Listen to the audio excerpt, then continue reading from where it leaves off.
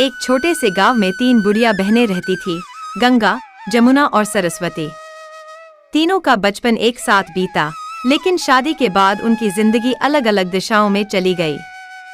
गंगा की शादी एक बड़े परिवार में हुई, जहां बहुत सारे बच्चे और रिश्तेदार थे। जमुना के पति जल्दी गुजर गए और उसने अकेले ही अपने बच्चों को बड़ा किया। सरस्वती ने शादी नहीं की और अपनी जिंदगी शिक्षा और समाज सेवा में लगा दी। समय बीतता गया और अब तीनों बूढ़ी हो चुकी थीं, लेकिन उनके परिवारों की कहानियां बहुत अलग थीं। गंगा का परिवार बहुत बड़ा था। उसके बेटे, बहुएं, पोते पोतियां सब थे। लेकिन जैसे जैसे समय बदला, वैसे वैसे उसकी अहमियत घर में कम होने लगी। अब बहुएं उसकी बात नहीं सुनती थीं, पोते पोतियां सिर्फ मोबाइल में लगे रहते थे और बेटे अपने काम में व्यस्त रहते थे। एक दिन गंगा ने सोचा, इतना बड़ा परिवार होते हुए भी मैं अकेली क्यों महसूस करती हूँ। वह अब समझ गई थी कि परिवार सिर्फ खून के रिश्तों से नहीं, बल्कि प्यार और सम्मान से चलता है।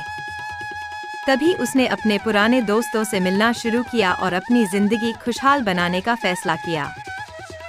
जमुना का पति बहुत पहले गुजर गया था और उसने अकेले ही अपने 3 बच्चों को पाला।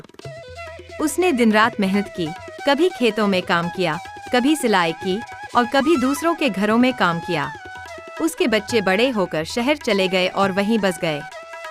वे कभी कभी ही गांव आते थे।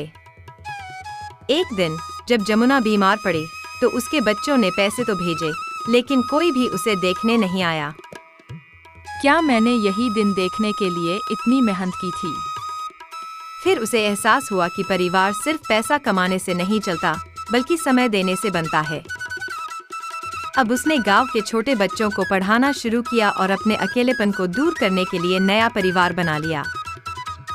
सरस्वती ने कभी शादी नहीं की। उसने अपनी जिंदगी गांव के गरीब बच्चों को पढ़ाने और समाज सेवा में लगा दी। जब वह बूढ़ी हुई तो उसके पास कोई खून का रिश्ता नहीं था, लेकिन फिर भी वह कभी अकेली नहीं थी। पूरा गांव उसे सरस्वती माँ कहकर बुलाता था। जो बच्चे कब परिवार सिर्फ वही नहीं होते जो खून के रिश्ते से जुड़े हों। परिवार वो होते हैं जो आपके सुख दुख में साथ खड़े हो। एक दिन तीनों बहनें सालों बाद फिर से गांव के पुराने पीपल के पेड़ के नीचे मिलीं। गंगा हंसते हुए, मेरा परिवार बड़ा था, लेकिन फिर भी मैं अकेली थी। जमुना गहरी सांस लेते हुए, मेरे बच्चे तो हैं, लेकिन वे मेरे पास नहीं रहते। सरस्वती मुस्कुराते हुए, और मेरा कोई खून का रिश्ता नहीं, लेकिन फिर भी मेरा परिवार सबसे बड़ा है।